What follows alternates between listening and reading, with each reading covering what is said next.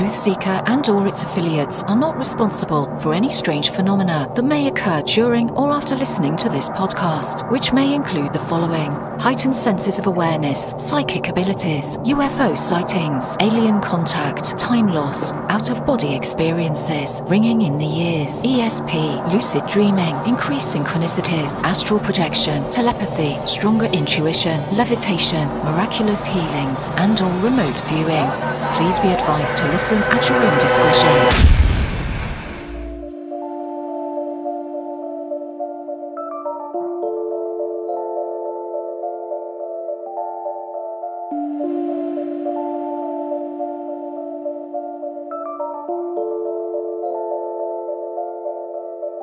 Won't you come and take me away?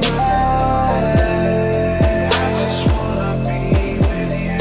Won't you come and take me away?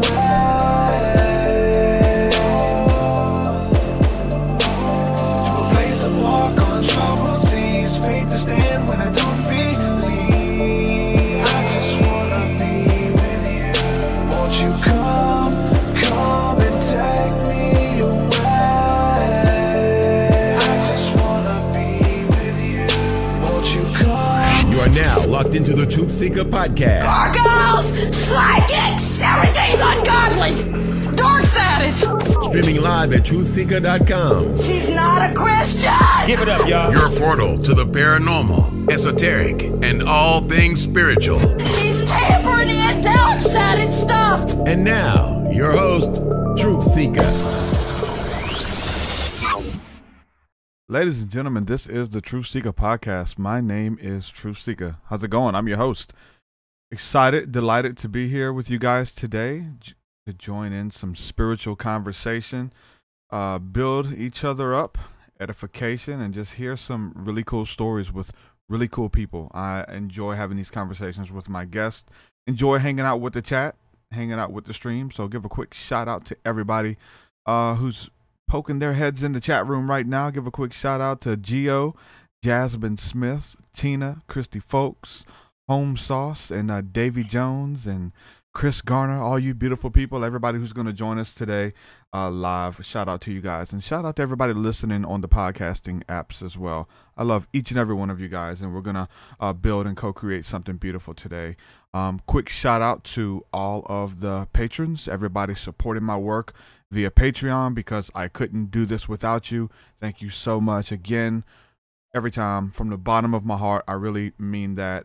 We are co-creating this together. This show wouldn't exist without your support. So thank you again from the bottom of my heart. Some of the newest supporters here on Patreon, we have Megan, Sean Kirian, Sydney John Ney, Laura Manson, Scott, Nehemiah Juarez, and thank you guys for believing in my work and coming on to support. If you'd like to do that, head on over to patreon.com/TruthSeekah. There you get access to my entire discography, my life's work of music, all of that good stuff. 10 plus albums over there, around 200 songs. All of the new music that I'm working on is uploaded there as soon as it's done. So as soon as I get done with the song, it's uploaded there. Just put out some new music the other day. You need to go over there and check it out. It's pretty cool stuff. So you get access to all that, as well as our School of the Mystics, which we do every Thursday night, 7 p.m. Central, which we'll be doing tonight if you're listening live. Every Thursday, 7 p.m. Central. It's our community gathering. We go through courses together, do studies together. Sometimes we just hang out and just tell stories and get to know one another. And last week, we were just listening to music, just hanging out, just kind of building with friends, man, friends and family. So if you're looking for a community, there's a bunch of tools and resources that we have available, and the School of the Mystics is part of that. Patreon.com/TruthSeekah. Thank you guys so much. Today's guest, Dr. Kate Flynn. Welcome to the podcast. How are you? I'm well. Thank you for having me. I'm happy to be here. Awesome. I got your book in the mail the other day. For those watching on YouTube, you can see I'm holding it up. It's Activating Ascension, the ultimate guide for navigating a new life. New life is really good. We get stagnant. We always talk about having that dream that's been there since we were children, but it's as we get older, sometimes it becomes a pipe dream, or we have to let that dream go and, come back down to earth and hold down these 9 to 5s and somehow keep these lights on and things like that. So the dreams and the visions and the things that were within us when we were a kid, we feel like we let them go and they just go somewhere to die. But there's mindful things that we can do, practical things that we can do to kind of go back, recapture that dream. If that dream was given from our creator, then we can actually go in and manifest it. And Ascension, understanding that and these practical ways to do that. I was able to breeze through your book. I didn't finish it yet, but some of those practices are in here, and you have eloquently put different practices in ways that we can do that. We're not alone. We have help. We're fearfully and wonderfully made, our bodies, our minds, to be able to use it to recapture the dream, whatever that vision is, to bring it into this reality. And we're going to talk about that today.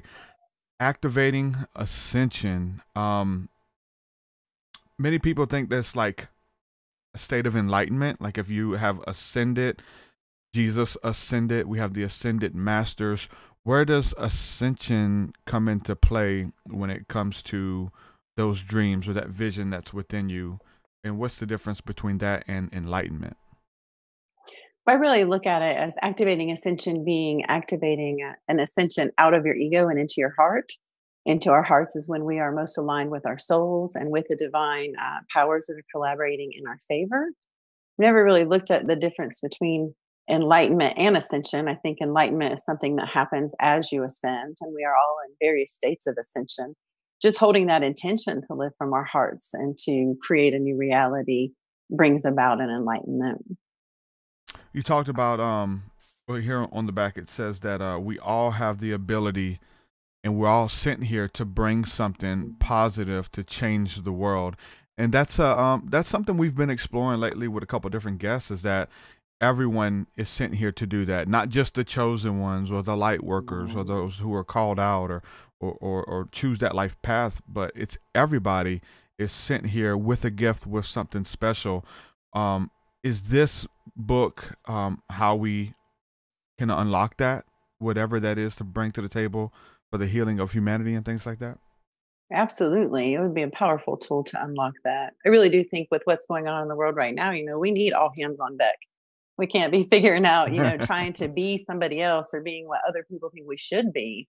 It's time to show up as we are and as we're created to be. And that's what's going to really make the difference. We talked about we're born with these, and then we have all these experiences, some of them what we call good and some of them what we call bad, and they all form and shape us. This was not necessarily an altruistic work that I put together. This was a work that came out of necessity. I had lived my life. I joke when I tell the story that when I was in chiropractic school, I was diagnosed with a severe case of HMS, which is hot mess syndrome. And I was coming up on turning 30, really thinking, I can't live my life like this anymore. Something has to change. And it started for me by reading Eckhart Tolle's A New Earth, Awakening to Your Life's Purpose. And that book completely changed the course of my life. I do believe we have to go through some of these things. If everything kind of works out well for us, we don't really grow through that. So it's through adversity and exploring resilience and finding out what we're made of through that we really can uncover who we are. So to me, it's like returning to your authentic self, or unbecoming everything you were never meant to be so that you can live as your authentic self. And that all to me is resonant with enlightenment and ascension. Mm-hmm. Some of the questions you have on the back of the book that kind of explain it a little bit. It's just these questions that I think we all ask ourselves. Why can't I change? Why is life so hard? How can I get better results faster? How do I let go of the past once and for all? Why does this keep happening? How do I unlock my potential? And then the final one you have here is, isn't there a shortcut? And so we all like shortcuts. They usually don't work out or pay off, the shortcuts, but just like you're talking about, we have to do the work. Like we have to have the life experiences. We have to have that character those character traits somehow imparted to us, whether it's schooling. I think that essentially we're all in the universal mystery schools. I think we're all initiated there, this spiritual practice, and we're at different levels and in different grades and things like that. So what does this mean here? Because we're talking about we have to do the work. We learn from our mistakes. I think that they're good, the bad, the ugly. I welcome all of it, and I'm thankful for all of it. In hindsight, when you're going through the bad stuff, at the moment, you're like, somebody help me.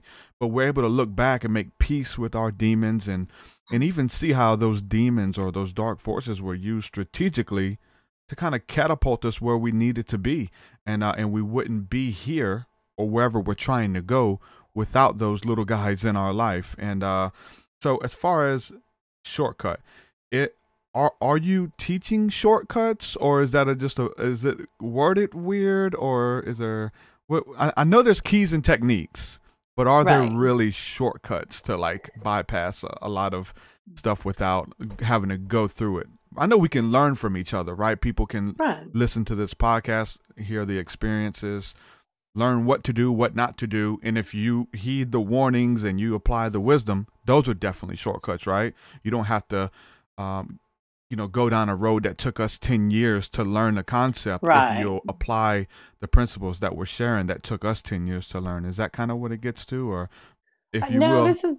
It's a little different than that. The shortcut really is being honest with yourself. One. We spend so much time not wanting to do the hard thing that we make things way harder than they need to be, because we try to go, over, around, or through. Over, around, when really, if we just go through it, if we sit with what's going on and we look at it and we honestly view it, the situation, how others are affecting it, how we're contributing to it, whatever it is, then we're present with it. We accept it first, because I believe that accepting it is what allows you to make a change. So you might not be responsible for it, but once it's in your lap, it's yours to work with. Does that make sense? There's a quote that says, it's about blame and how, it might not be your fault. That's what it is. It may not be your fault, but if you accept responsibility for it, then you can move through it and change it. So the shortcut, though, that I'm referring to specifically on the back of the book is by identifying the obstacles, identifying the things that are hindering your path, making it more difficult, and then using the techniques that are in there to start to transmute them and move them out of the way. So maybe you go from, a tiny, narrow, steep incline to something that's a little wider, a little easier to travel on, free from so many obstacles.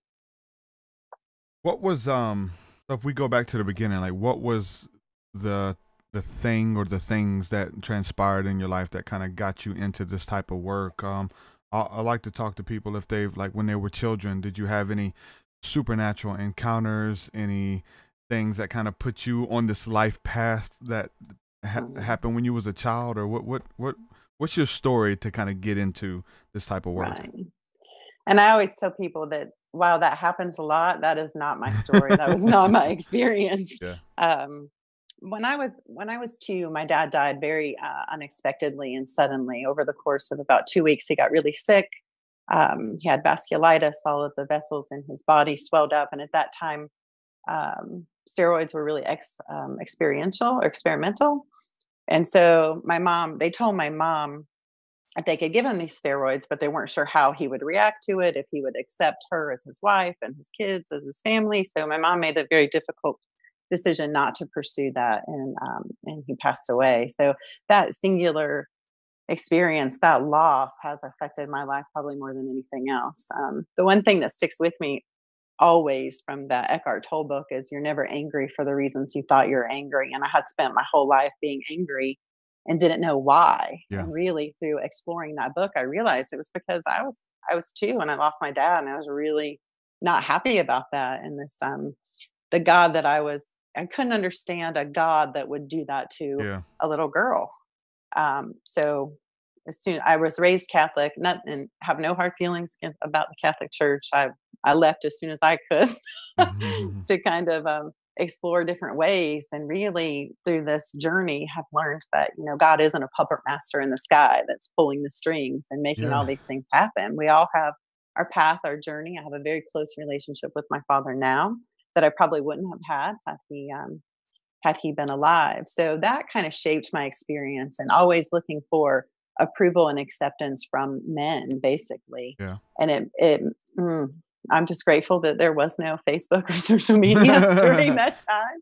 There's Dude. no evidence of all of it, but that was the hot mess into me. It's like, I gotta figure out how to do something differently, how to figure out where this anger is coming from and how to let it go. How to let it go. That's big for me too. Like I try to look back and fathom that if like when I was going through my teenage phase and just wild rebellious, I'd be in trouble. Like I'd be in trouble if we had social media. I did so much crazy stuff, and I would have been the one wanting the attention. I would have put all of it on social media. I don't know. I don't know where I would be right now. It's so crazy to go back and think about that. But yeah, I think we got lucky. But it's cool now. We can use it to our advantage and use it the right way. Use it for good. And you see people doing. People are doing it. They're using it, and just craziness on online. They don't know how to act, But that's a big one. We talk about being thankful. I talk about being thankful for my demons. Somebody made a Facebook post a couple weeks ago, and they said, okay, right now, just begin to thank God for all the beautiful things in your life and all the good stuff. And I said, okay, that's good. Thank him for the bad stuff too. Mm-hmm. They're like, what? No. We're not going to thank God for the bad stuff. I'm like, yeah, you need it. Like, it's building character within you. That stuff is needed more than the good stuff, essentially, at the end of the day, and I have that loving relationship now with my demons, if you will. But some people, they look at it, they get scared of that stuff. And then a lot of people grow bitter and they blame God, like you said, you did at a young age. And a lot of people can't get over that. Why do bad things happen to good people? And there's this dichotomy that people can't seem to get over there, of that God would allow that to happen. Like, how do you reconcile that? I reconcile it by seeing the beauty in it in the aftermath. But how do you reconcile it going through it with a relationship with a creator, with an essence or whatever, that you did this to me, you allowed this, those type of ways? How does someone get over that? Because there's a lot of people who they have that disconnect. God would not let that. My God would never let this happen. Therefore, this is another God, or this is the devil. The devil did this. It wasn't God. These type of things. How do we reconcile that? I reconcile it by, this is what I share, and I'll find out one day if I'm right or wrong. If I'm wrong, I don't really care. But the thing that helps me reconcile everything that's going on in the world, not only my own experience, but the atrocities you see play out on the news, is that we all pick this. We become human to experience the spectrum, everything from the most wonderful thing to the most awful thing. And if we didn't need to experience those things, then we could just live in our crystalline light bodies, and we wouldn't have to come into the dense energies of the earth. So I look at it like, I pick my parents, they pick me, I pick my siblings. We all kind of came into these contracts of agreement that said, I'll do this for you, you do this for me, to bring us to wherever it is that our hearts are aligned and we're trying to get to. So I feel like everything we have because we're a match for it. So I was a match for those relationships because that was where I was vibrating at that time. Once I got tired of that and wanted to experience something differently and started doing this other stuff, my vibration rose, and therefore the things that I were attracting into my life changed too. So as long as you look at it from, there is no puppet master in the sky. I believe that God is love. I like what Richard Rohr says, that God is a verb, like love each other. And that's what fills the spaces in between. But when I look at prayer and things like that, I look at it as though I am praying that I come into alignment with that which is automatically being sent to me the moment I ask for it. Mm-hmm. It's not a fairy godmother saying, okay, you get this wish, you don't get this wish. It's begging, petitioning. Yeah. It's asking, it is given. So if I'm asking and it's being given, it's up to me to receive it. So when I pray, it's open me to receive that. And when I pray for other people, like if I was going to pray for you, I'd ask that you rise to meet that which I know is being sent to you. Yeah. And to me, that's very empowering. Mm-hmm. Definitely. Because just in the prayers like that, in the spoken word, of that you're actually creating it as you speak it. And like I come from the evangelical Christian circles and stuff, so I know all about prayer, fasting, all of that kind of stuff.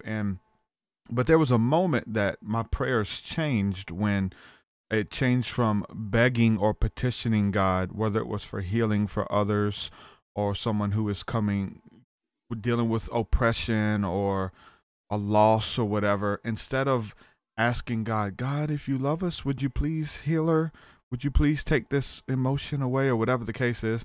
And from like petitioning God that way to understanding our roles with vibration and speaking words, the power of words in that prayer, the prayers changed to say, okay, let me bless this person with peace. Let me impart peace to them. So, say, whether we want to do it in the name of Jesus or whatever, but I bless you.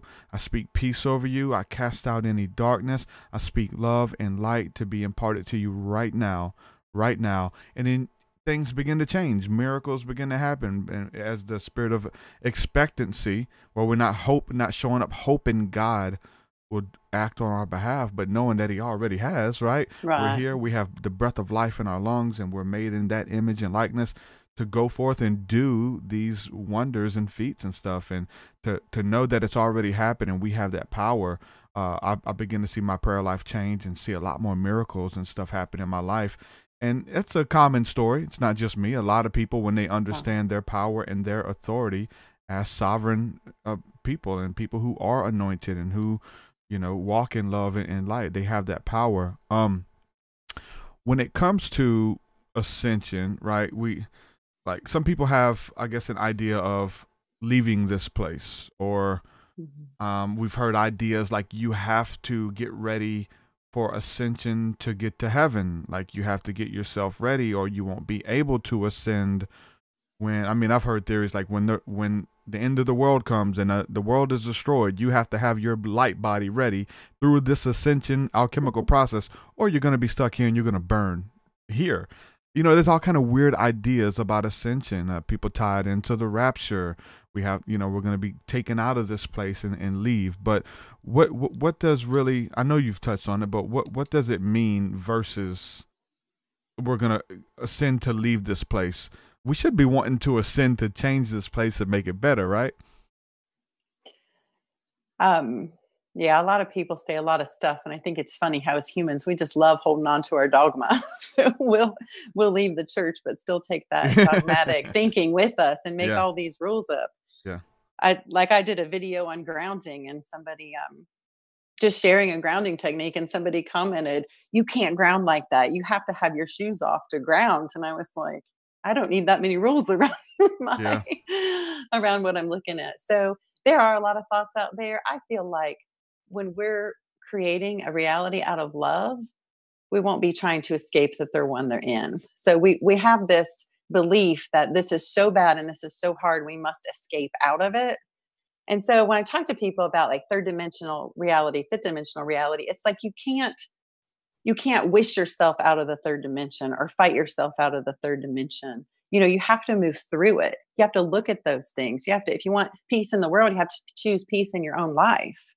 And that then stuff gets a little tricky because you have that forgive or the fight that you want to keep going. Right. So I don't really concern myself, I guess, with what happens when we're ascended. I believe that we are multidimensional beings. We have ascended through this. A lot of us have ascended through this many times, and we're here on this planet right now to assist in that. Do I believe that we're all going to like disappear? I don't know. Nothing like that has happened so far that I've seen in my experience. I think that these are shifts that happen subtly over time as we all realize that we are interdependent and interconnected, that I am you and you are me. And even though we have different bodies that look like they're boundaries and separation, we really are one. And then as we do that, maybe we won't feel like we need to escape from it. Yeah, I know, right? The escapism thing, wanting to leave this place and whatever it takes to leave this place. I mean, versus to be like, we should want to ascend, transform so that we're comfortable in our bodies and we're not looking for And it's an easy way out, or Right. the shortcuts. We have to go through it. We have to do the work, and then that was my big thing. Everybody, like, even coming out of Christianity, there was like people waiting on the rapture, and they were like, "Come, Lord Jesus, quickly!" Like, "Come, Lord Jesus, quickly!" Like, you believe you have family members who are gonna burn for eternity if they die, but you're ready to leave this place. You have work to do if you believe that doctrine. Like, if you really believe that, you have work to do, right? But you wanna leave, and just escape this place and just start over. And it's so weird how every generation feels like they're the generation that this is gonna happen to and stuff like that. They just want to leave this Right. place. Um, Well, it absolves anybody of responsibility. If you're mm, waiting on the rapture, then you don't have to do anything in the world. You don't have exactly. to love your neighbor. You don't have to forgive people you don't want to forgive. So it's a comfortable story we tell ourselves to avoid looking inside. Yeah. And a lot of us, though, have also been taught that we are victims, that we are not in control, that there's nothing we can do, that Yeah. we're dependent on, whether it's God or the church or authority or something outside of ourselves. So that's a big awakening right there, just to realize that, oh, I've given all that power out to ideas and constructs that I don't even align with, that really don't logically even make sense when you sit down and dissect it. And now I can claim all that power back. Um, when I talk about opening the third eye, like, that's a big thing now. I mean, the New Age movement, spiritualist circles, how to open the third eye, techniques, things that you can do. Um, when I think about opening the third eye, I feel like it's something that we're born with it already open. If you want to call Mhm. it the third eye, like, that's how we're able to see into the spirit realm. That's how we're able to communicate with the other side, receive messages, all of that through the third eye pineal gland. I believe it. I don't think that it's something that we do to that it opens up one day like it's a closed eye and then it awakens. I think that there's techniques. You have a lot of them in this book. There's things that we can have around us, Mm. a lot of things that kind of make us more sensitive to the spirit realm, or that actually stimulate the third eye or that muscle. Like, we have to learn how to use it, and we get better at it and things like that. So I think there's things and techniques that we can do. You talk a little bit in the book about unlocking the sixth sense.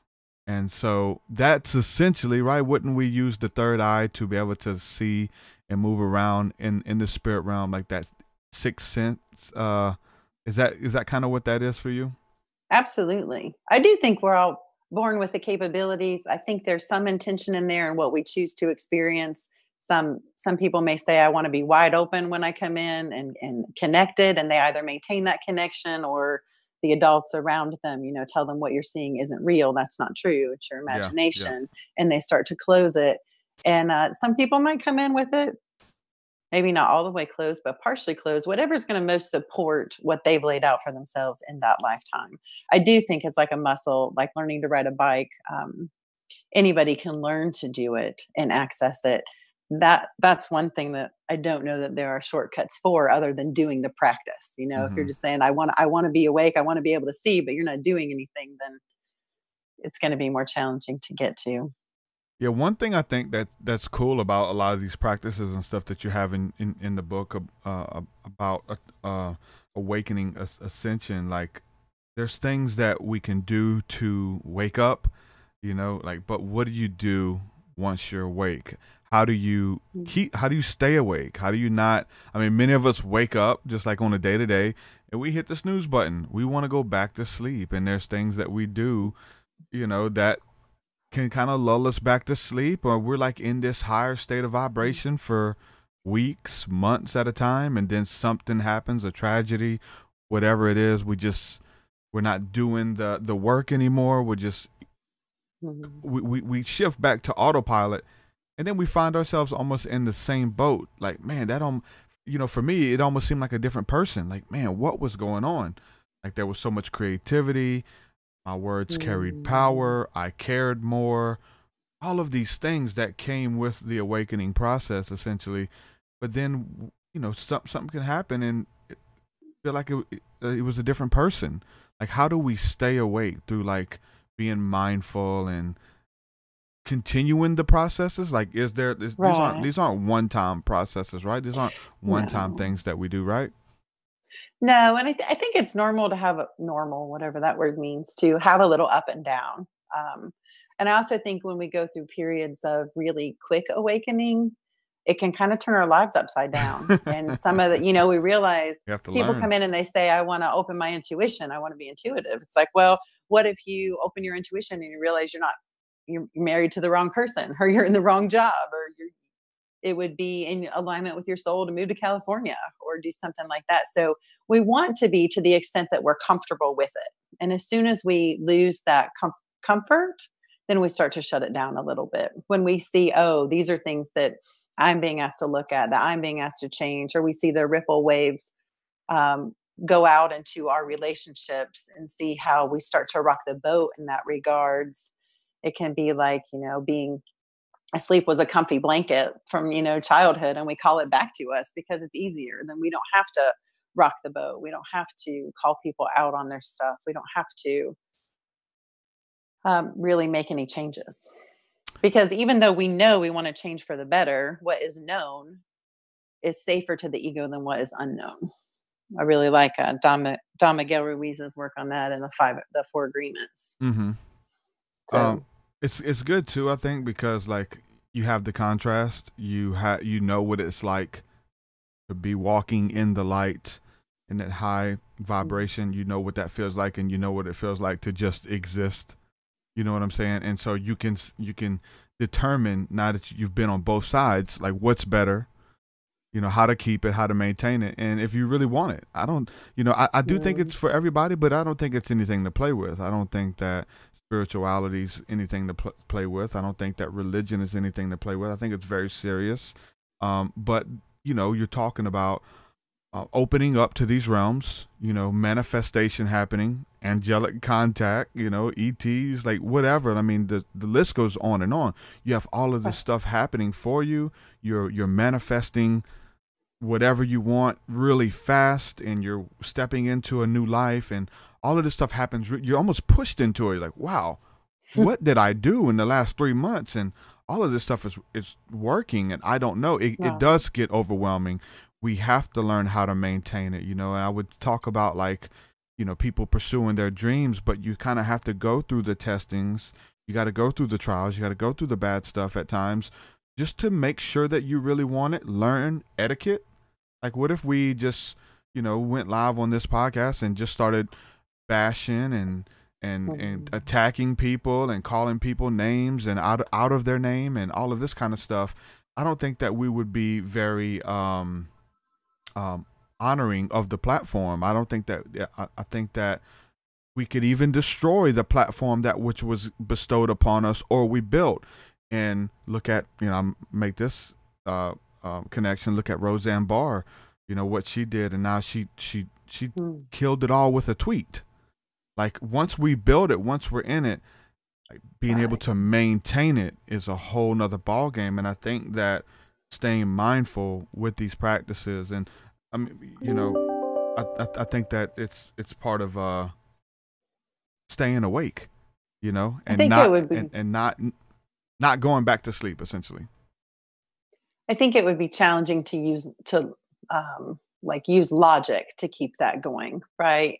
It's like an addict, an addict in recovery knows the difference between being clean and sober and being addicted and actively using, but yet knowing that isn't enough to stop them from going back, right? So it's about using the tools, recognizing when fear comes up. I think fear is probably a really big component of coming down on that roller coaster. So I typically recommend people, they do some kind of daily morning routine. I like to do the resistance shake from the book. It's just 60 seconds. You shake your whole body as vigorously as you can, and you'll find that no matter what your state of mind was before you went into that, you're going to feel better afterwards. Do some kind of fear release exercise. There's a few of those in the book, and a grounding exercise. And that takes not even 5 minutes. And if you start your day off with something like that, it's going to set the tone for the day. Now, I know there are other ways you can do journaling and mantras and meditation and yoga. And just pick something that works for you. Be consistent. Do it each morning. Yeah. And that practice alone can make it so maybe you still go down a little bit, but you don't, take a big nosedive. It's more subtle shifts and rolls in the energy and in your vibration. Fear, though, fear can convince you of all kinds of things. Yeah. It could trick you. So, and realizing, and a lot of times, we want to, again, if we externalize that fear and say dark forces or, something outside of me is bringing this about, we're falling back into that pattern when we realize, oh, I'm changing and that's scary and my ego's slamming on the brakes. Then we can come back into the place of empowerment and we say, oh, I can do something about that. I recognize that, I see it, and I can do it differently. In the book, so the first part of the book is all about opening intuition, from identifying those things that help close it down to then programs and things you can do daily to open it back up. The second part is the clearing of the obstacles, which is a start to finish healing system in itself. It's the work I do in private practice, so you can learn how to do that on your own. The third part, though, is all about that creation piece, and that's maintaining. That's mind-body purification, looking at what you're eating, looking at things you can do on the daily to hold on to the growth that you've experienced. Versus the self-sabotage. Right. which can happen. And some people are prone to it. But I think going through that stuff, you're gonna continue to go through it. You're gonna continue those cycles until you learn from them, until you learn absolutely. how to break the cycle, how to turn the cycle the other way or turn the cycles off and on at will. Maybe self-sabotage is good in certain instances and situations. I felt this mechanism within me and I've caught it, but I had this thing where I like to be innovative and creative, and I'll build something for years, months, whatever. But when other people start copying it, that naturally happens. Whether it's a genre or style of music that we're creating, and then it starts to catch on, and other people are starting to do it, and then I leave it. Okay, let me go on to something else. Everybody's on this now, and it would I wasn't able to be consistent with what I was building. I would build it for months, a year, maybe more, but once it got successful, starting to get successful, you self-sabotage and move on because you want to be unique. You want to be different. And I had to catch myself like, man, I'm continuing to do this in many different areas of my life, friendships, relationships, whatever that I'm building, my music, whatever. And it was, it's not good, but I had to catch myself and say, hold on, this is a weird cycle that I'm repeating. I need to stop it because I'm never going to be successful at anything. I'm going to be a jack of all trades, but a master of none if I keep doing this, Right. So that goes back to everything you have because you need it.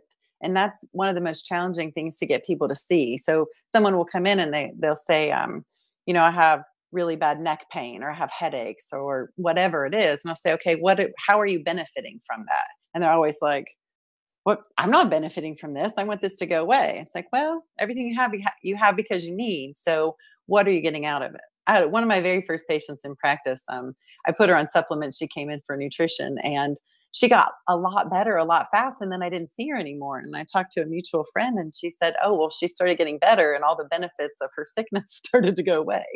So before, when she was sick, she'd sleep in all day. Her husband didn't expect much of her.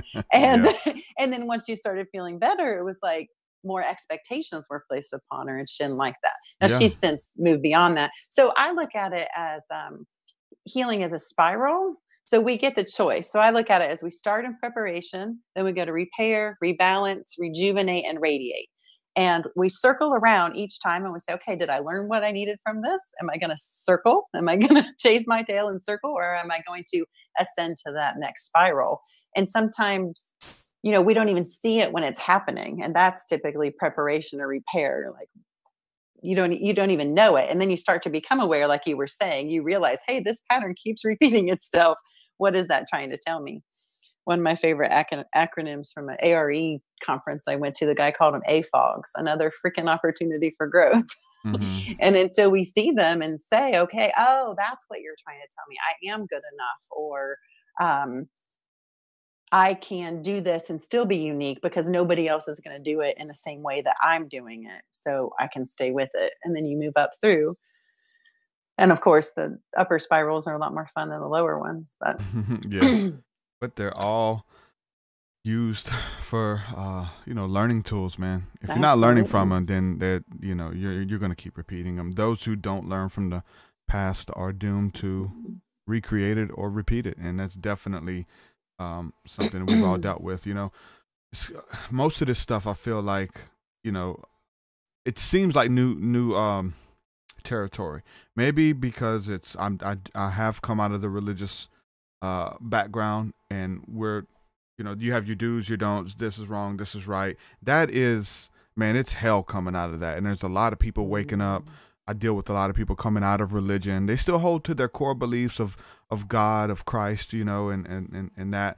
But as far as the dogma and the rules and, these made up things that are in religion, it's really hard to come out of that programming. They really are programmed to like, right. And it's very hard to come out of it. But you start to learn how to do it, and it could take years.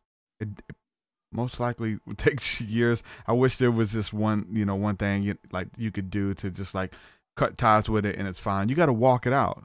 You start to question, teachers that come into your life, other things that you feel drawn to, but you're innately scared to look into it because of the dogma. And it's you can't just turn that off. Like, it's embedded within you. Like, if I touch this, that dog's growling at me, it's probably gonna bite me if I touch him or whatever.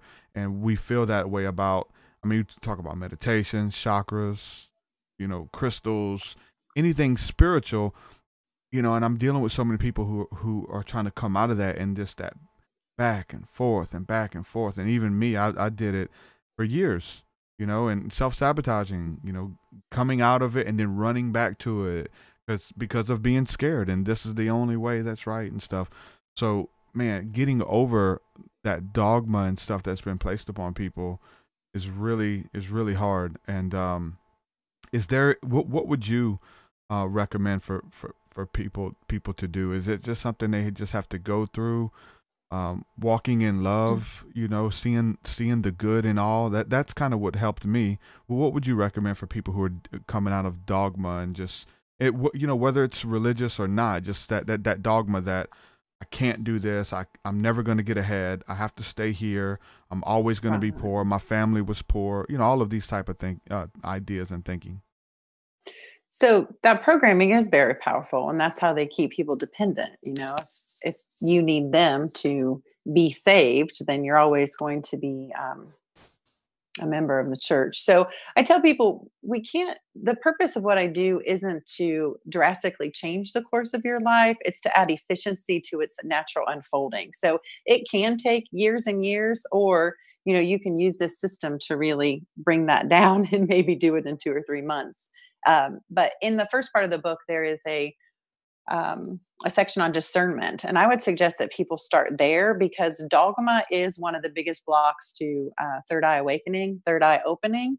So there are techniques in that section that will help move you through that. But one of them is to just sit with whatever you're thinking, sit with it, listen to it in your heart, and feel. Does that feel like truth, or does that feel like something someone else told me I'm supposed to believe? Is that true for me? Or is it other people's beliefs or opinions? And that's one of the biggest obstacles. So I don't know if you saw the tables in the back of the book that kind of take you through. Yeah. Okay. So one of the obstacles that comes up all the times is having accepted other people's beliefs or opinions as truth, because we are so molded by our cultural experiences, and especially our families. And if we grew up in that circumstance, it's part of our experience. It's woven into our DNA. But sitting with it and saying, does my heart expand when I say that statement? Like, this person's going to hell because X, Y, Z. Does that make my heart expand? Yeah. Or does that make my heart go like this? Yeah. Because I don't believe there's a loving creator that would have your heart expand if someone's going to hell because they did, X, Y, or Z. If you look at that part of the Bible, we're all going to hell for, wearing mixed fibers and all kinds of crazy things like that. So being present with that and feeling that expansion or contraction, which one is happening? It usually comes down to people being they feel like they got the one up. Like, I'm doing something that you're not doing, right? I'm doing something that makes me closer to God, than you're doing, versus like I'm going to heaven, you're going to hell. And there's just one up that people want to have, and they do it with the within that, with the doctrines and the dogmas, like back and forth. They'll like compare it to see who's closer to the so-called truth. And at the end of the day, they don't even know it, but it's their truth. Like, that dogma has become their truth. It doesn't make it truth. It makes it truth to them in their mind, in their psyche, in their cognitive dissonance. You know what I'm saying? So at the end of the day, it's just like they're doing it to try to make themselves feel better, because they've done a lot of bad stuff. You know what I'm saying? Right. They've done a lot of evil in their life. So now they're like trying to make recompense for it. And God has forgiven me, but he hasn't. If he's forgiven you, then why would you continue to do these things? This weird dichotomy that goes on there. Right when we went live, there was a comment. I think it was by, I'm not sure who exactly right off, maybe Jesse Lee, I'm not sure. But they made some observations about the paintings behind you. And I seen them. They was like, oh, those paintings are beautiful. And they were, oh yeah, especially the purple one. And they were going back and forth with it. And I seen it. It just looked like abstract art. And then I was going through the book, and I seen the number activation sequences, which I've never heard of that. And then I'm looking closer at your pictures, and there's numbers woven all throughout these paintings behind you. Talk a little bit about the number activation sequences, because I've never heard of that. Okay. So I had done a meditation at home. I was living in Maryville at the time, and I went really far out there, and I was having a hard time getting back in. So one thing to consider is when this happened for me, it happened like, I went from not having any idea of intuition to channeling and seeing visions within a couple years' time. So I was kind of freaking out. I had 2 friends that I knew could help me. That they were in Knoxville, but no one was answering their phone. So I knew that they were at this particular place. So I drove up there, and I was like, you have to help me. I'm freaking out. I can't figure this out. And my friend Denise kind of got this faraway look in her eye. And she came back to me, and she just started saying numbers like 3, 8, 4, 5, 9, 1, 2. And at first I was like, are you freaking kidding me right now? I cannot get in my body. But the more numbers she said, the more in my body I became. And so over the last 10 years, that's probably a technique I use more than any others, because for meditations or visualizations, you have to be quiet at home, not driving. But if you're upset at traffic at a stoplight, you can say, what numbers will help me move through this, and move through them. So I liken it to, we have all the frequencies we need within us, and the numbers help activate those frequencies that will move us forward and deactivate those that will hold us back. So it's quick, it's easy, as long as you don't get too stuck in left brain. Well, what do these numbers mean? Where do they come from? If you just let them come through and you ask for them, they'll be there. And it even helps sometimes, if you start with your phone number, your zip code, your address, numbers like that. And then eventually you'll start hearing these numbers, and it's like, whoa, where's that coming from? And so you trust that it is helping you move through whatever intention that you've made. Now, this painting behind me, this one is called Conscious Evolution of Consciousness. And that's actually an interdimensional being on there. Her name is Q. And you can invite her off the painting and into your experience to help you expand in your consciousness. And so all of these were intuitively channeled. I heard specifically what colors to paint where, which numbers to put.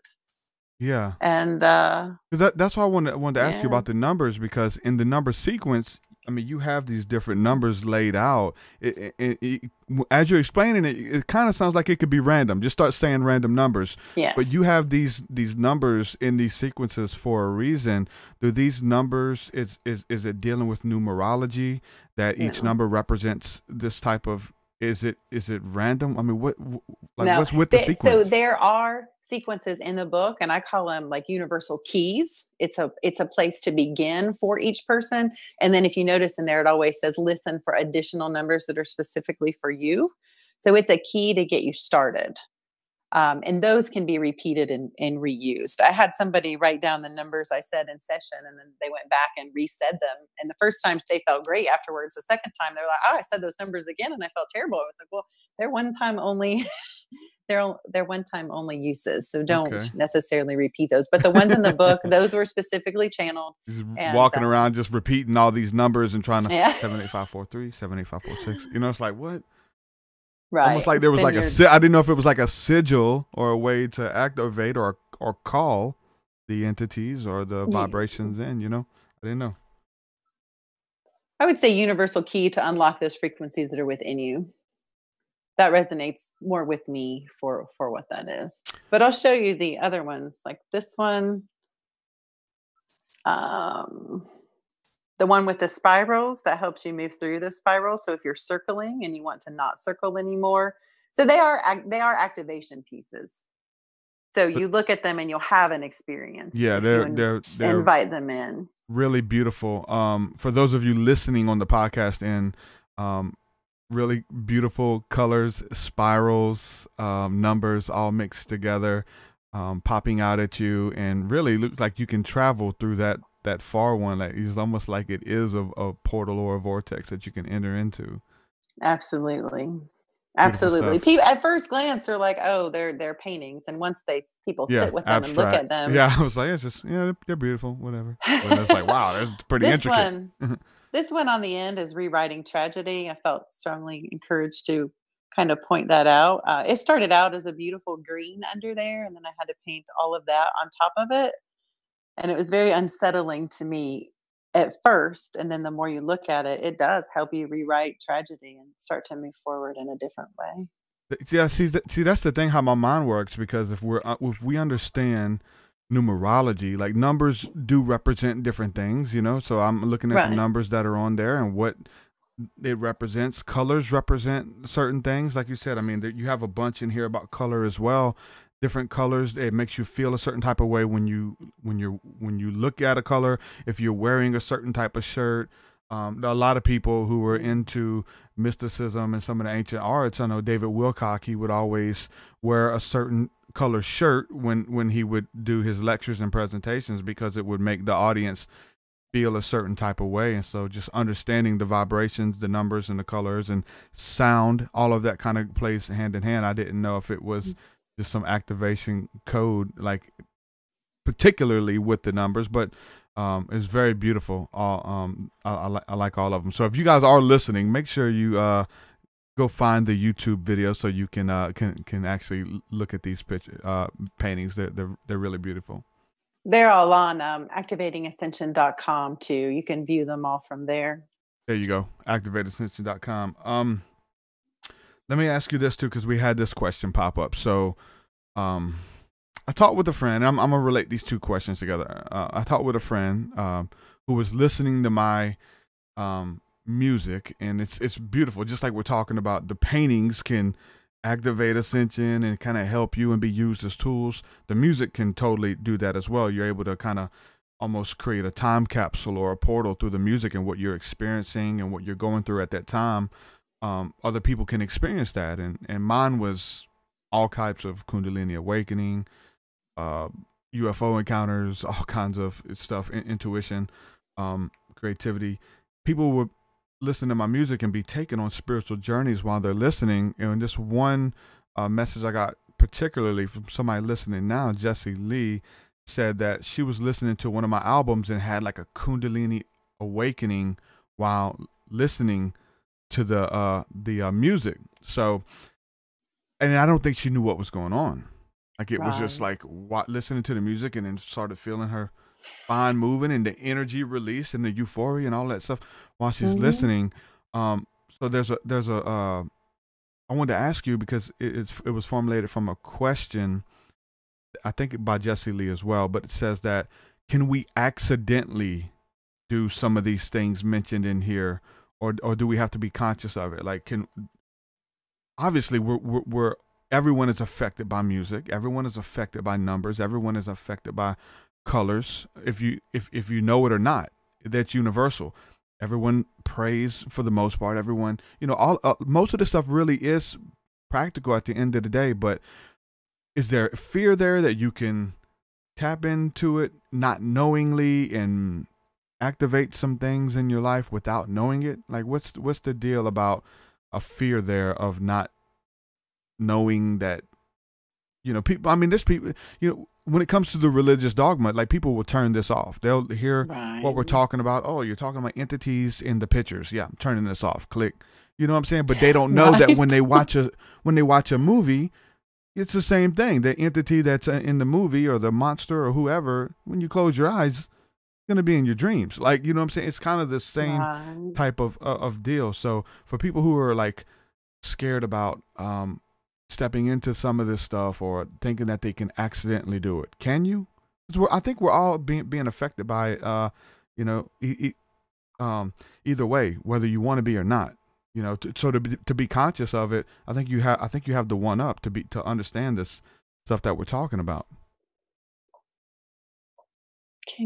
I think you can, I mean, accidentally may not be the best word. Yeah. Maybe subconsciously or unintentionally. Mm-hmm. On some level, your subconscious, though, is going, bring it on. That's what we want. It is the fear that shuts it down. So I've heard people say, they had this vision, or they had a premonition or something like that. And they said, dear God, if this is not of you, shut it down. Yeah. But so the words are one thing, but the vibration behind the words is much stronger than what the words are themselves. So their vibration was like, this is scaring the bejesus out of me. And if it's, so shut it down. And so that fear was coming in there, and it shut it down and took it away. Yeah.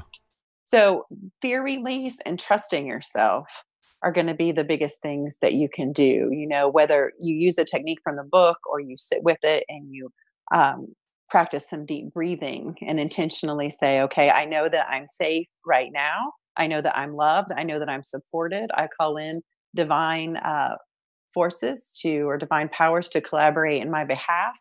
And when you set the stage like that, it can't be for anything that's out of alignment with your soul, right?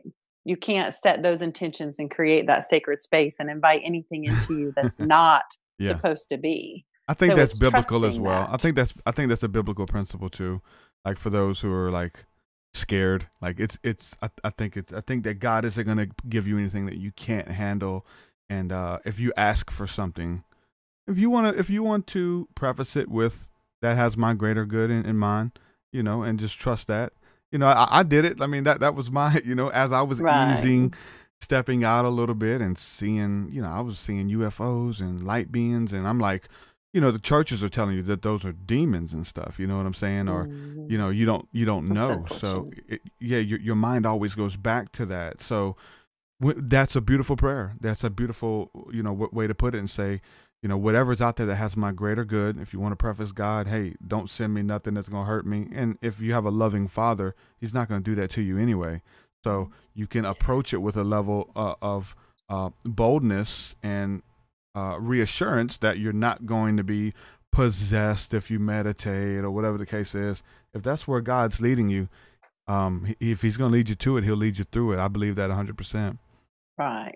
I also call them impulse activations. It's like when divine timing meets experiences, things are going to be catapulted and move faster than they otherwise would. So oftentimes, in my experience, this has happened through car accidents, not to discourage anybody from driving it with me, but I've been in too many total car accidents, but each one moved me forward in a way that I was unwilling to go consciously. So it was a huge amount of energy that came forth and pushed me out of this little comfortable bubble that I was in. So I would start seeing things differently. I do think there was a grounding piece too. But yeah, it can kind of create triggers too. I remember, like, when I was in one of my first car accidents and we spun around on the interstate. We had the music turned up and we were driving through a storm, but we were flying. I know we were doing like 70 or 80, just through a storm, and hit a puddle of water and just started spinning on the interstate, shot off into the ditch and almost hit a tree, and I yelled out, Jesus, I was scared, and it just turned sideways right before we hit the tree, and we didn't hit. But actually, when the next time that we were to actually get in a car the following week just to drive to the supermarket or whatever, we had to get in a car. I was triggered. Like, I was scared to get back in that car because I've had that happened to me. So there's a lot of people with relationships and these different imprints that you're talking about. They're triggered. They think, I've been saying this a lot, they think all men are dogs. This is, all men are this. They only want one thing, all pastors just want your money or whatever. And then you have these weird beliefs or whatever that they're not necessarily true, but because of your experience that you had, Right. it is part of your cognitive dissonance. If I get in that car, you start feeling the heart racing. Oh man, I'm scared. I'm nervous. And I think even that at times could be used for good, right? Like, I think the fear and that inward knowing that, hey, I'm in trouble. You know what I'm saying? I need to get out of this situation. I'm not in a good spot. We can use it for good, but when it's the imprints that are not true or they're hindering us, that's when it becomes a problem, right? Right. I look at it like whatever you believe is going to be true. So if you believe people can't be trusted, then you're going to continually invite people into your life that can't be trusted. If you believe that all men are dogs, then you're only going to be, you're only going to meet Surrounded men that by are dogs. It's like the That's world, right. the world That's is always 100%. collaborating to prove you right. So if that's Yeah. where your belief is, that's what the universe is going to bring before you. So when you start to say, oh, well, I know so-and-so and she's married to somebody who's wonderful, Yeah. then that creates some rewiring in your brain because you start to have this, oh, it's possible Yeah. that there's a man out there that is wonderful and kind and loving. Yeah. And I think that's a particularly hard one because most of us don't have good relationships modeled to us Yeah. from a young age. So we see how mom and dad interact and we transfer a lot of that out to the people that we meet. So if you change your belief system, you change what you experience. If you believe that people can be trusted, then you're going to invite trustworthy people into your experience. Which again, no matter what you do, it always brings it back to to you, to within, right? It's the outside world never needs to change, right? It's our perceptions, our beliefs, how we look at things, and then using that to decide, is this a circumstance or situation I want to Yep. stay in, or is it time for me to move on? Because as you go through this process, people are either coming with you or they're not, Yeah. right? And your friends are going to change, your relationships are going to Yep. change because you'll find that you no longer want to be around. Not that your way is right or that their way is wrong, but they're either doing the work, some kind of inner reflection and contemplation, or they're not, and they're happy to stay asleep. And It's it not gets very conducive to uncomfortable. where you're headed. Yeah. It doesn't work out. Yeah. You can't take them with you. You can offer them tools and reach out a hand, but you can't make anybody come with you. Man, that's deep. Those people, because you have those friends who are like family, Yeah. and a lot of people are held back because they don't want to let those friends go. You know what I'm saying? And they know that they have to make changes. I mean, there's so many people, definitely when you're a teenager, it's big, but I mean, even people on into their adult lives who are just like almost, I wouldn't say misery loves company on their end because they feel the need to change. They know what they're supposed to do, but they know that if they come out with who they really are, how they really feel, they'll be ostracized and all of that kind of stuff. Especially, man, I'm relating this back to the church realm, but like it was like that coming out of church. Okay, TruthSeekah, we've been listening. You going on podcasts, talking to these people, and then you're coming to Sunday morning church, and like something's got to give, But once they find out who you really are, and you're okay with that, man, it's a wager. You know what I'm saying? Like people are judging you. People are making fun of you. People are talking about you. That they're if you step out talking about crystals and energy and healing and angels and stuff like that, they're gonna talk about you. But I'll say all the time, they're talking about you anyway. Right. Like, you can either it might as well be an interesting story.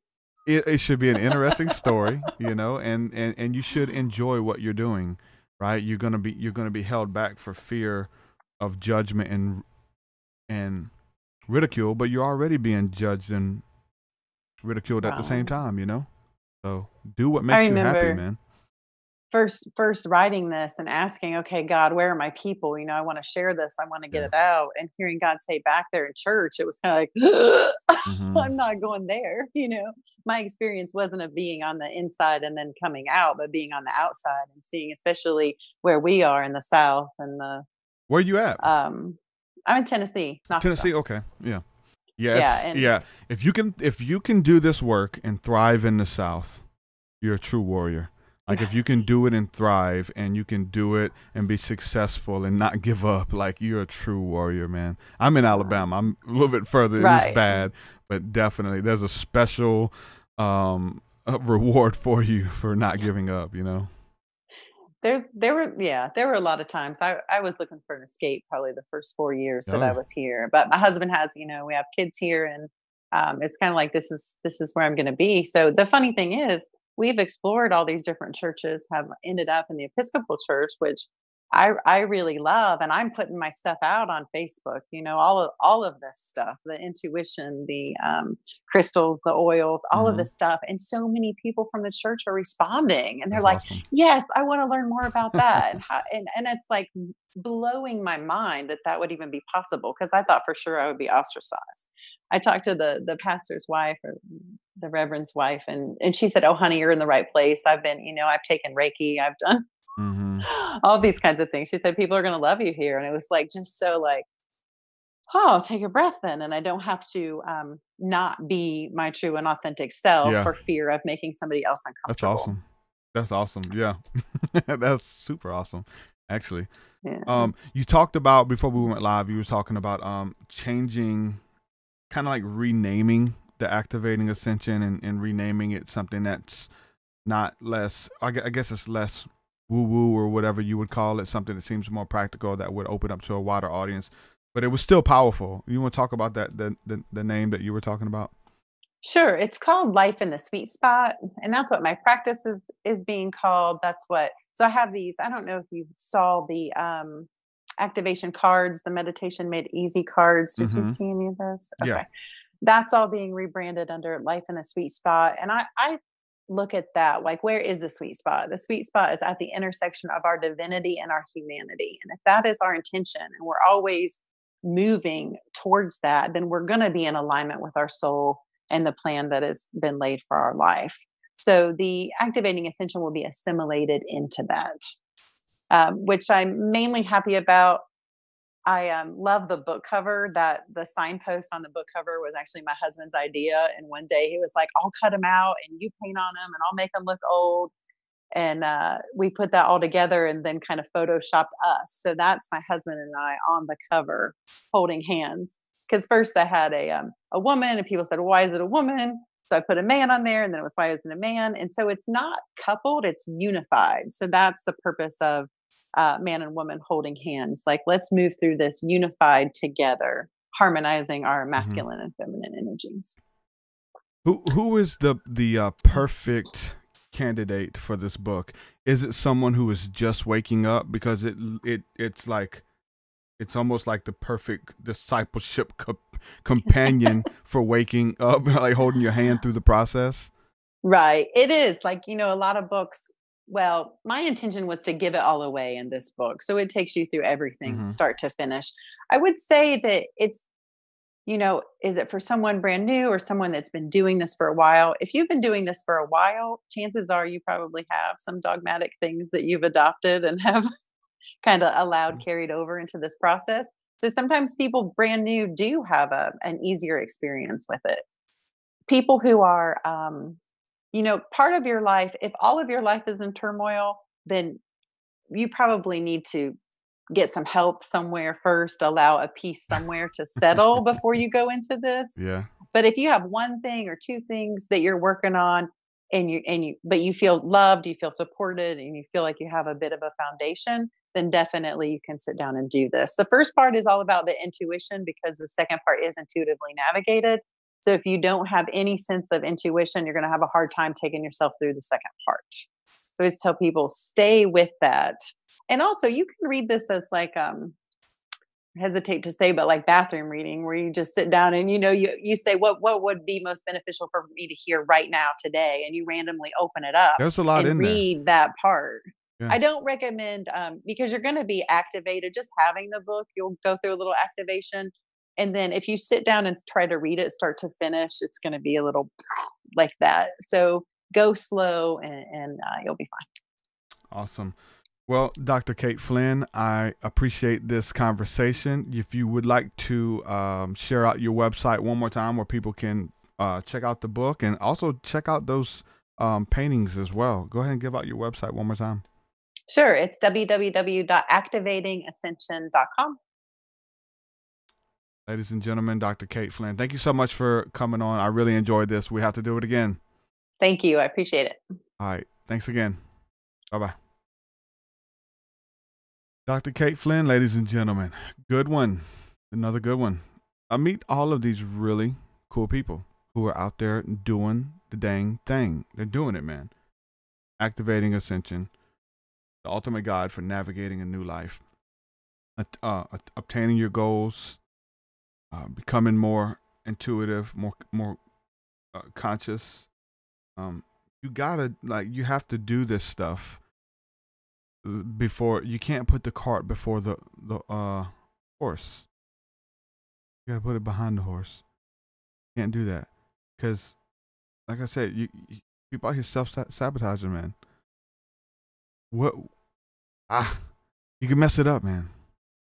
You go out there and you want to build okay, so I mean, he said the perfect principles of Christ. Like, Christ is the foundation, right? He's the cornerstone, the foundation.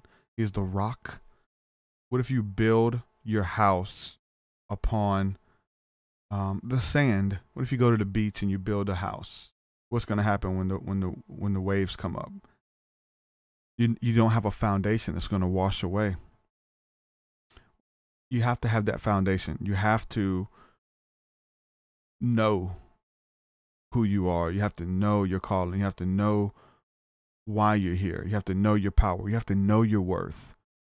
You can't put the cart before the horse. You have to do it in a process. It's spiritual, it's alchemical, but it's practical.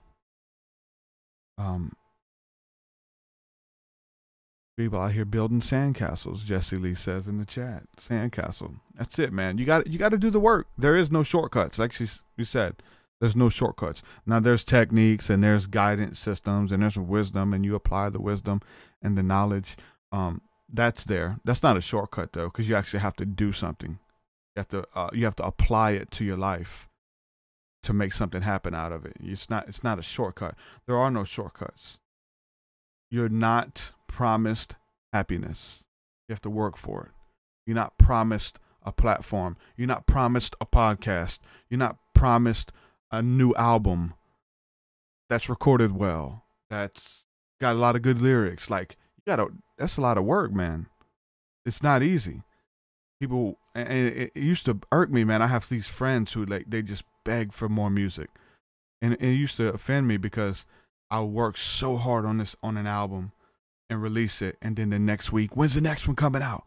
Oh, I'm ready for the next. It's like, bro, I just gave you everything I had on this album, and you're not you just listen to it. Okay, you want the new stuff, and they're always writing me begging me for unreleased music and all kind of stuff, and a lot of work. It's a lot of process that you have to go through. You have to do the work. If you don't do the work, it doesn't exist. Or you have a really crappy album. I could throw something together. 200 songs under my belt. I could throw something together real quick. But it won't be quality. It takes a while to put out something good. And it's worth it. Anything worth doing, anything worth building is worth building great. Anything worth doing is worth doing great. Do a good job at it. Just throw it together. We talk about people self-sabotaging, talking about something that's been really big on YouTube, man. And we're talking about when people like to see you fail. There's people out there who love to see you doing worse than them. Misery does love company. There are people out there who get excited when you're going through a hard time. They get excited, man. I don't know what it is. It's something within them. It's the scapegoat mentality. It's the whipping boy mentality. So we have somebody to point the finger at who's doing worse than they are. it is weird. Maybe we've all been there. It's a weird place to be. You have to, if you find somebody who's doing the same thing that you're doing, and they're doing maybe better than you at the time, that we can applaud them, give them a pat on the back, support their work. Even somebody who you may see as competition, maybe you shouldn't see them as competition, especially if it's about the same type of work that you're doing. If you're doing something with purpose, you know what I'm saying, you would want to, there's a lot of good things that they could expand the the need for what you're doing, and tell new people about this type of work. And a lot of people, it's us for and no more. They don't, they're scared that people will take their fan base, people will take their following and things like that. But it's something about kicking people while they're down. When they're down, point at them. Ha, look at him. He messed up. Told you he was going to mess up. That could be for anybody, man. There's people out there who are waiting for you to fall. But just know this, on the opposite end of the spectrum, there's people out there applauding you when you take steps in the right direction. There's people who want to see you succeed. Find those people, get them in your corner. I've got those people in my corner. I'm in that corner for other people. Find those people. The people who want to see you fail and want to see you fall, you got to get rid of them people, man. They envious. They feel like they deserve what you have. They're more anointed to do the job. They're more qualified. They have more wisdom. Even, you may be in error. You may be teaching things wrong. So therefore they don't want you to do it. There's all types of things that come into play where people want what you have. That beautiful relationship you have with your wife, somebody's envious of that. They want that. They want that. Jesse Lee says, cuss God and die, Job. Cuss him and die. It was an old inmate I used to work with when I worked with prisoners. And he used to do an imitation, and that's just so funny. Cuss him and die, Job. Cuss God and die. I sound nothing like him, but it made me laugh every time he'd say it. Talking about Job's wife. Cuss God and die. People want to see you fail. They want you to cuss God and die. They want you to curse God and die. They want to see you self-sabotage. They want to see everything just fold in on you. It's like a train wreck. Like when you're passing by a car accident, trying to look, see if anybody's hurt. You're trying to look, see if you can see something. They're holding up the sheets. You're like, see anybody? Oh, I seen a dead body. I seen a dude. You're like, you want to look. You're a train wreck. You just can't look away. Train's about to crash. Even before like trying to help or something, you just want to watch. You just want to watch the train wreck. I've been there. I've seen stuff out there, and like people headed down the wrong road and they can't take correction. They can't take any help or criticism, and it's going to be a train wreck. You can't prevent all of them, right? You can't prevent all the train wrecks. You can't live somebody's life for them. You can't make them believe a certain type of thing or make them show empathy. They have to learn for themselves, right? So we're wanting to point at people and mock them while they're down. I see it's happening like on YouTube. Some months ago, the YouTuber, big guy, Logan Paul, went out to Mount Fuji, and there's a big forest. I think it's in Japan, Mount Fuji, and they call it the suicide forest, a huge forest. You can get lost in it. He goes into the forest, and they're shooting their little vlogging and stuff. He's just doing it for fun on vacation. And they found a dead body. Somebody hung themselves in the woods, and they was the ones to find it. And he put it on camera, and then he uploaded it the next day and got millions of views. He got a strike on his channel, lost a bunch of advertising. They were going to delete his YouTube channel. I think he lost a bunch of subscribers. It was this huge controversy about how he showed that. So now we need to ban him from YouTube, and how could you? How dare you? And just, he thought he turned it into a PSA. He thought he was doing something good, but it blew up in his face. And like, he was like the laughing stock and the ridicule. And like, you could see the competition because they were doing other videos on it. Like they were saying, how could Logan Paul profit off of someone's death, and he's making money off of this, and blah, blah, blah, blah, blah.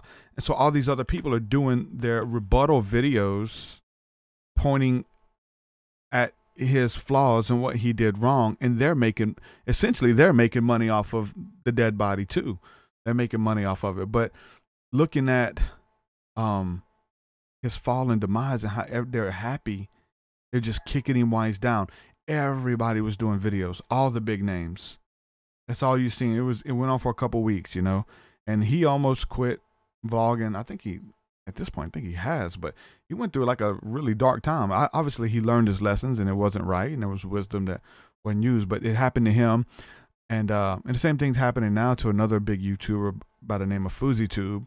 FouseyTube is, I don't know, he's pretty much going crazy. He's doing a bunch of delusional stuff and booking concerts, saying that artists are going to show up, and that artist doesn't even know anything about it. Bunch of crazy stuff, and they're falling apart. They're going on crazy rants that don't make sense. They're doing all kinds of weird stuff, and everybody knows it. And instead of like reaching out to the dude for help, they're all looking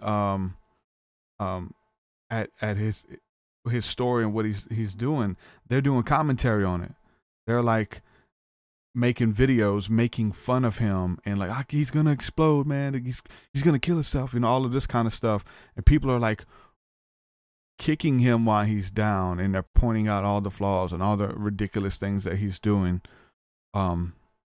It's very interesting, the whipping boy syndrome and the scapegoat, that we have a need to point at people who are doing worse than us, kicking them while they're down. The song by Tool, what's it called? It's called Right Into, talking about monkey killing monkey over pieces of the ground. They just fight. They just war. I'm better. I'm taking it from you. Instead of sharing, like, there's enough to go around for everybody, right? Instead of sharing, you want to kick somebody while they're down. You want to make fun of somebody. But man, I'm telling you, there's such a blessing in seeing and being able to have that vision. To be able to have that vision to see people, especially if you're a person of faith, because this is faith, being able to see somebody that are not as though they were. Just like the valley of dry bones in the Bible, where Elijah was able to look at the field, or I think it was Elijah, Ezekiel. It slips me right now, but Elijah, I think. I have to look it up, because if I don't look it up, let's see. Valley of dry bones. Let's see who that was. I think it was Elijah.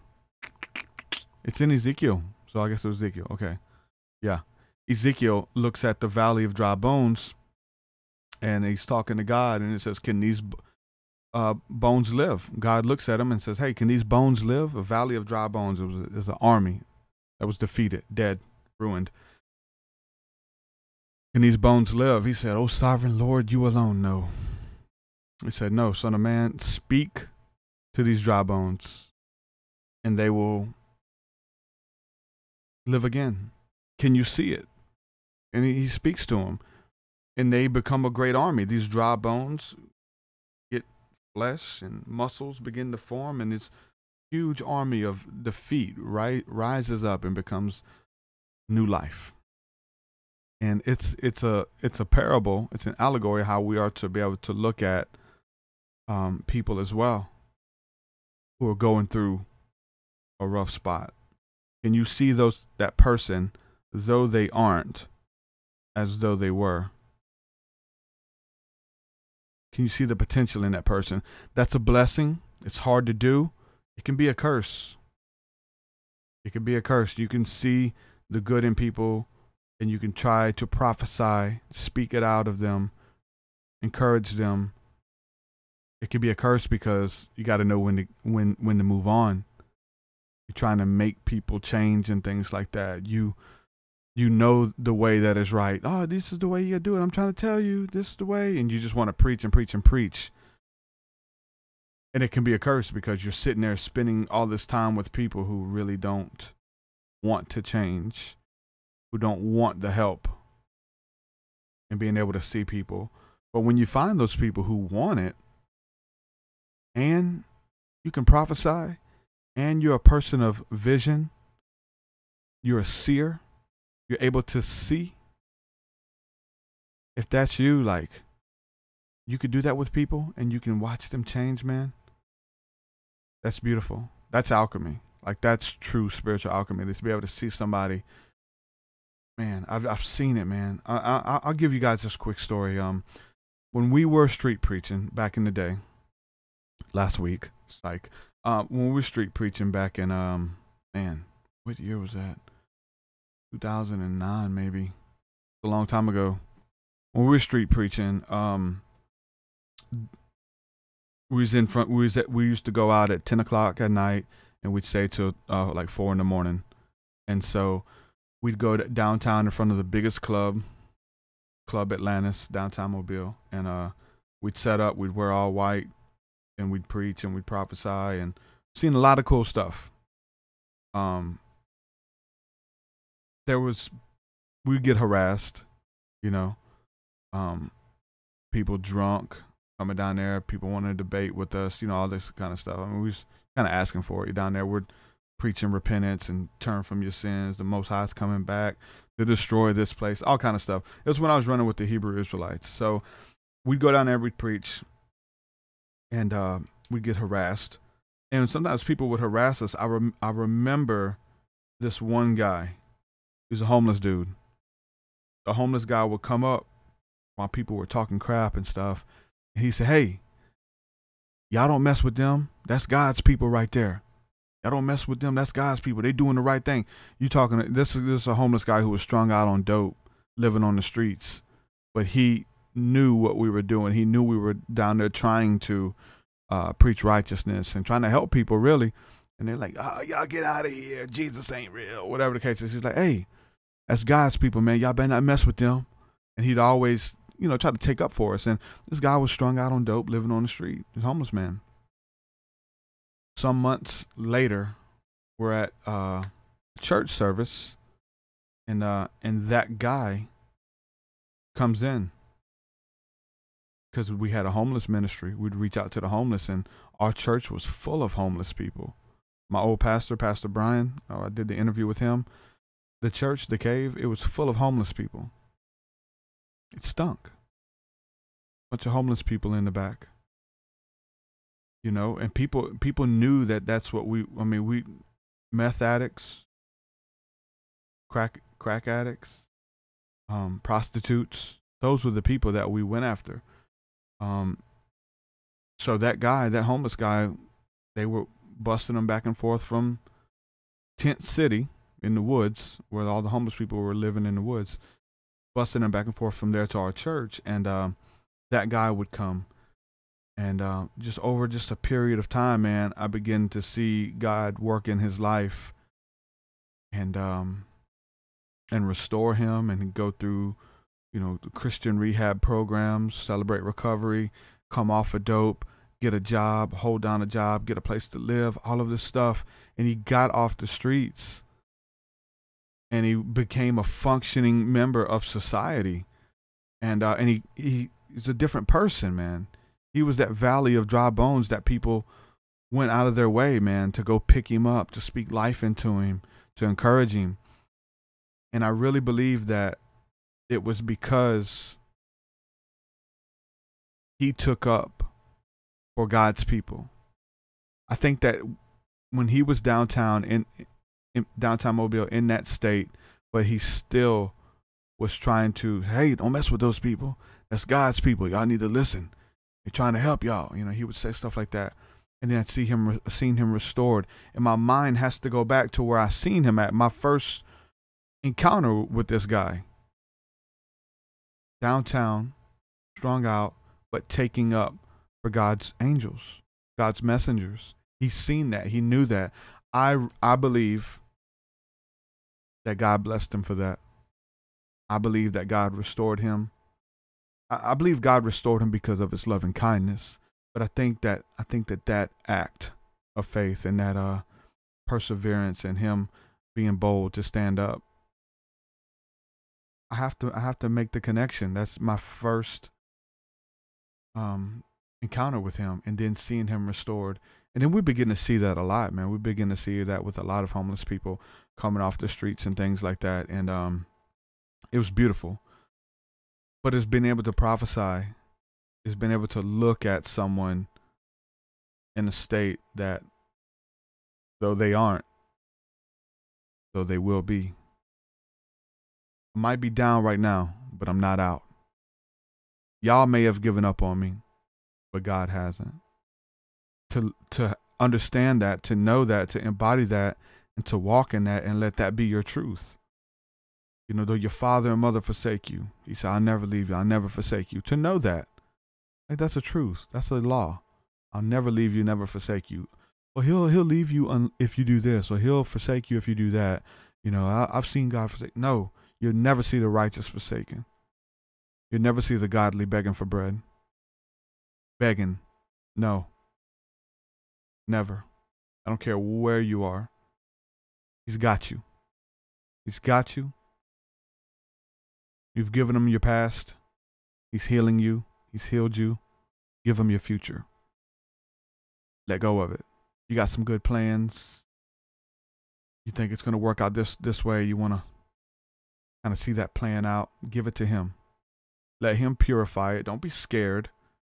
He'll purify it and give it back. He'll make it better. And he'll make it where you don't have to strive. We don't have to trick people. Where you just show up. You don't even have to really do much of the work.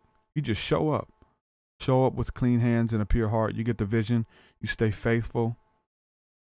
And you build it with God. Whatever the future that is that you want for yourself and for your family. Restoration. People that you've wronged. People that have wronged you. Restoration. To restore all things. Whatever it is, man, that you're believing for or that you want. Trust God for it. The fears. Get over the fear. Give them up. Give that to God. Give him everything. And when it's in due time, in the right season, he'll give it back, cleaned up and polished and taking all the imperfections out. That's a process for a lot of people, you know, because we think that God wants to take things from us and doesn't want us to have fun or enjoy life or whatever the case is. He wants you to give him what you have so that he can give you something better. He's got something for you, man. Trust me, it's going to be worth it. Don't feel like you're giving up and you're losing out or missing out on fun or whatever the case is. Give it up. Give it to him, and I guarantee you, eye has not seen, mind has not even conceived, ear has not heard the things that God has in store for those who love him. If you trust him, you don't trust him. All of it, we're talking about these testings and these things that you got to go through to learn how to overcome, to learn how to be a good person, you know, to learn not to gossip. All of these things you have to go through is to learn. And part of this is that learning curve. You don't trust him. Okay. What do I have to do to show you that I got you? He'll get creative. He'll get creative. Trust him. Pass that test. Don't tempt God. You know what I'm saying? Just trust him. He's not taking anything away from you because he's stingy. He's got something awesome for you. And it all comes down to your trust. The Bible says without faith, it's impossible to please God. Without faith, it is impossible to please God. The Bible also goes on to say that whatsoever is not of faith is sin. Whatsoever that you do that is not of faith is sin. To be able to see the things that are not as though they were. What is it? The faith is like trust in things hoped for, but the evidence of things not seen is knowing what you got. knowing that you're going to be okay. That faith transforms into knowing. I'm telling you. We talk about that a lot.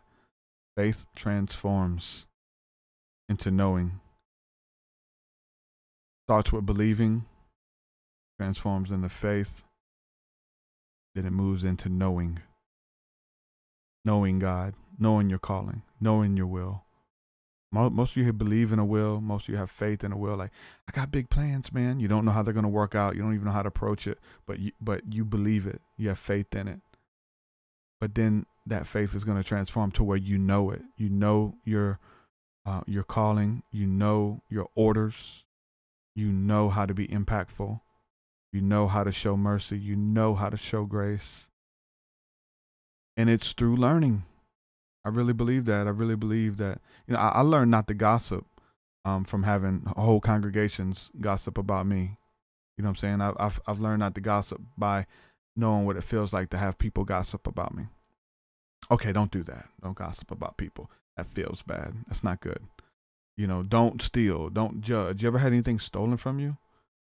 Like, you learn, man. I really believe, like, the things that we put out there that, you know what I'm saying, we get it comes back to us. Like,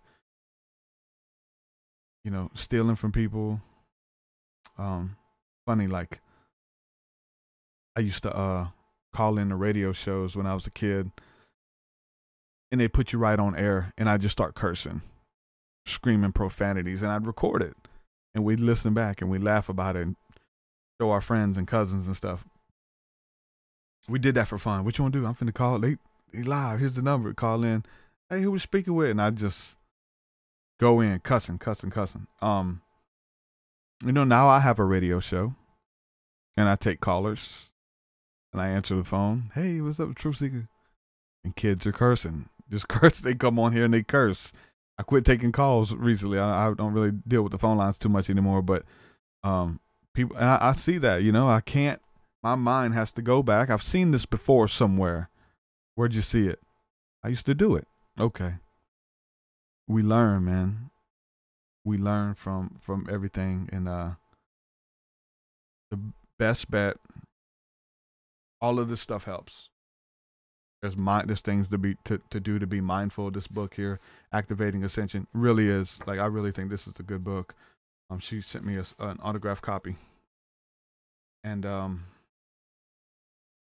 there's things that we can do that are practical, but it's about learning and it's about applying it.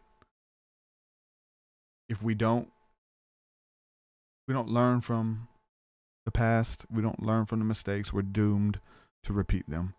And so learn as quick as you can. I really do think that that's the shortcut. The shortcut simply is learning as quick as you can. Stopping the cycle as quick as you can. Getting those people out of your life as quick as you can. Getting cool people in your life as quick as you can. Learn what God is trying to teach you in every situation, every season. I don't think that there's a season that you enter where God's not trying to speak to your heart or trying to teach you something. Every season, every place. You want to get out of that place, learn everything. Okay. And people are like, they get, I'm trying to learn everything. I'm trying, but just continue. Okay, God, what is it? Be mindful of God. What is it? God, what is it? God, what is it? And however long you're there, and then you graduate and you go to the next level. Whether that's you're at a job, I'm going to talk about multiple seasons at a job.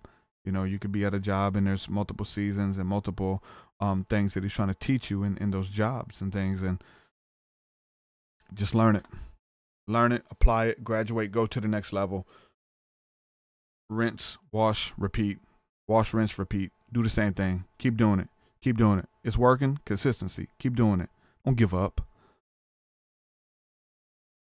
It gets boring sometimes. Monotony sometimes. Keep doing it. It's going to pay off in the end. It's not going to pay off if you quit, if you self-sabotage. It's not going to pay off if you move on to something else. Another cool idea.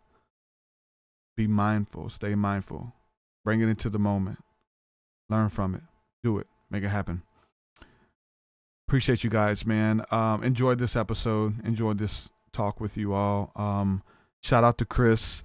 I try to turn my those donations. I try to turn the sound off until the end of the show. It's like at the end, I'll try to go and turn the sound on so that when I get a notification or if it reads something out, that it won't be in the middle of a conversation when somebody's talking. So I try to go back and do it and play it at the end, but I forgot to go on and mute it before we went live. So thank you for the donation though, Chris. Chris sent the donation and I think it played a sound and read something, but that was my fault, not yours. So thank you for the donation, man. I really appreciate that. Thank you guys for supporting my work again on Patreon. Thank you for co-creating this with me, allowing me to create this, to birth this. Thank you for partnering with me, believing in my work, and making this happen. It doesn't exist without you. Thank you. Patreon.com/TruthSeekah. Get access to all of my music as well as the School of the Mystics, which is tonight. We're going to kick it tonight. Yep, we're doing it. School of the Mystics. TruthSeekah.com. Patreon.com/TruthSeekah. Look forward to seeing you guys. After the show, it's always the after party. Kind of what we deem now, right? The after party is in Discord. Discord link is in the descriptions. We're going to hang out after the show, but we're always in Discord. So go ahead and add us. It doesn't even matter when. Somebody said 3 a.m. We're in here hanging out. Trust me, people are hanging out in Discord. Make sure y'all do that. There's some really cool people over there. I'm talking about those people who believe in you, those people who are going to encourage you and want the best for you. They're over there. So no shenanigans, though. No shenanigans. We'll kick you out if you go with that bull crap. I love you guys, man. We'll do it again very soon. Shalom, shalom. Stream schedule is updated on my website. All the new guests. Peace, peace. Your way so much higher than mine, so much higher than mine, so much deeper than mine, so much deeper than mine. Well, that does it for this episode, folks. To hear more episodes of the TruthSeekah podcast, head over to TruthSeekah.com. And if you're wanting to support the show and get rewards, go to our Patreon page at patreon.com/TruthSeekah.